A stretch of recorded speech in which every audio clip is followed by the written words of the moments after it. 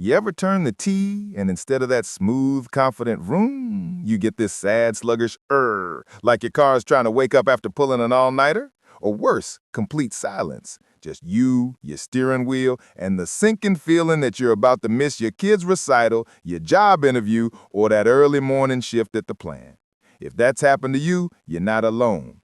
But here's the thing most folks don't realize. Your battery doesn't just die. It warns you over and over. It sends signals, subtle at first, then louder, like a friend trying to tell you your fly's down before you walk into a meeting. The problem? Nobody's listening. They wait for the lights to go out, and by then, it's too late.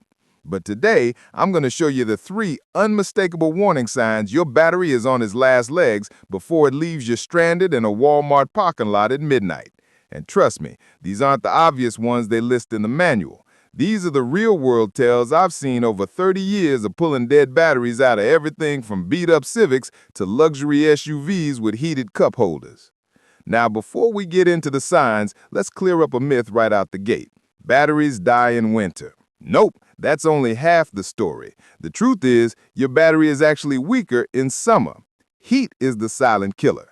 High underhood temperatures, especially in stop-and-go traffic or desert climates, accelerate internal corrosion and evaporate electrolyte fluid.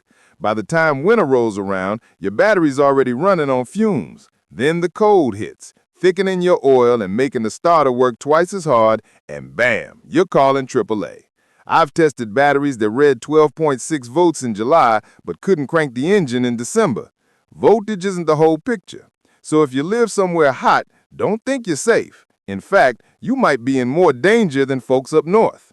If you've ever had your battery die in the cold after a scorching summer, drop a comment below. I'll bet I can tell you exactly why it happened.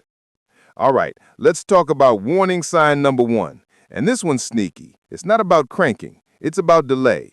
You turn the key, and for a split second, nothing happens. Then the engine fires up like normal. Most people shrug it off. Must have turned it too fast. But that tiny hesitation, that's your starter relay waiting for enough juice to engage. A healthy battery delivers full voltage instantly. A dying one, it stumbles. It's like trying to sprint with one shoe untied. You might get going, but you're off balance from the start. I had a nurse come into the shop last January. Her 2016 Rogue would start fine at home, but refused to turn over after her 12-hour shift. She thought it was the starter. We tested it. Battery was at 11.8 volts after sitting for 8 hours. Surface charge looked okay, but under load, it dropped to 8 volts. Dead giveaway. Replaced the battery, and she hasn't had a single issue since. She cried, not because it was expensive, but because she'd missed 3 shifts waiting for jump starts. If you've ever experienced that pause before your car starts, hit like, because that's your battery whispering, I'm running out of time. But here's what no one tells you. Sometimes the battery isn't the problem. It's being murdered.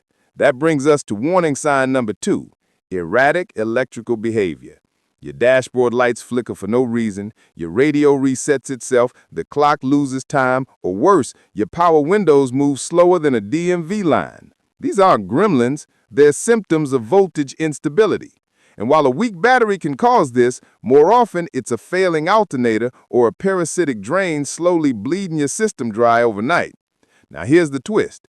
Dealerships will often replace the battery first because it's the easiest sale. But if the real issue is a shorted module or a glove box light that never turns off, that new battery will be dead in a week. I pulled a 2019 Ford Escape last month with this exact issue. Owner said the battery died twice in 10 days. Dealer sold him a $220 battery and called it a day. I hooked up an amp meter and found a 1.2 amp draw, way too high. Traced it to the infotainment module that never went to sleep. A software update fixed it. Total cost, $0. Time, 7 minutes. But if we just replaced the battery, she'd be back in a week with the same problem. That's why I always say, electricity needs a full circle. Break it anywhere, battery, ground, fuse, wire, and the whole system suffers. So don't just look at the battery, look at the path. If your car's acting electrically possessed, check every ground strap you can find. They're usually black wires bolted to the engine block or frame. Remove them, sand the metal until it's shiny, and reattach with fresh hardware if needed. It's the cheapest, most overlooked fix in the shop. Now, this next sign, it's visual, and most people miss it entirely. Warning sign number 3, corrosion on the terminals, but not the white powdery kind. I'm talking about that weird bluish-green crust that looks like something out of a chemistry lab. That's not just dirt. That's electrolyte vapor escaping from a cracked or overfilled battery case, reacting with copper and moisture in the air. And if you see it, your battery is literally leaking its life away. Worse, that corrosion creates resistance, like trying to drink a thick milkshake through a clogged straw. Even if the battery is still good, the connection's compromised. You'll get intermittent starting, voltage drops, and eventually, total failure. I keep a wire brush and a box of baking soda in every bay for this exact reason. Mix baking soda with water, scrub the terminals clean, rinse, dry, and coat them with dielectric grease. But if the corrosion keeps coming back within a month, the battery is venting and it's on borrowed time. Fun fact, modern AGM batteries, or absorbing glass mat, are sealed, so they shouldn't vent at all. If you see corrosion on an AGM, it's either been overcharged, thanks to faulty alternator, or it's defective. Either way, it's not long for this world. If you've ever cleaned your terminals only to find them crusty again 2 weeks later, comment blue crust below. I'll send you my step-by-step terminal rehab guide. And that's not even the weirdest part. Wait till you hear what happened to a customer's 2014 Toyota Corolla last fall. She brought it in saying the car felt sluggish and the headlights dimmed at idle. Classic battery symptoms, right? But the battery was only 18 months old. We load tested it, passed with flying colors. Then I noticed something odd. The negative cable was warm to the touch. Not hot, just warm. Traced it back and found a loose ground bolt on the chassis. Just one bolt, finger tight, instead of torqued. That tiny gap created massive resistance, starving the entire electrical system. Tightened it, cleaned the contact point, and boom, full power restored. Cost $0. Time 7 minutes. But if we just replaced the battery, she'd be back in a week with the same problem. That's why I always say, electricity needs a full circle. Break it anywhere, battery, ground, fuse, wire, and the whole system suffers. So don't just look at the battery, look at the path. If your car is acting electrically possessed, check every ground strap you can find. They're usually black wires bolted to the engine block or frame. Remove them, sand the metal until it's shiny, and reattach with fresh hardware if needed. It's the cheapest, most overlooked fix in the shop. Now let's talk about something the industry doesn't want you to know. Battery age codes. Every battery has a date stamped on it, usually a letter and a number. The letter is the month. A is January, B is February, L is December. So G9 means July 2019. Sounds simple, right? But here's the catch. Big box stores often sell batteries that sat in a hot warehouse for months before they hit the shelf. You could be buying a new battery that's already 10 months old. And in battery years, that's like buying a used car with 30,000 miles.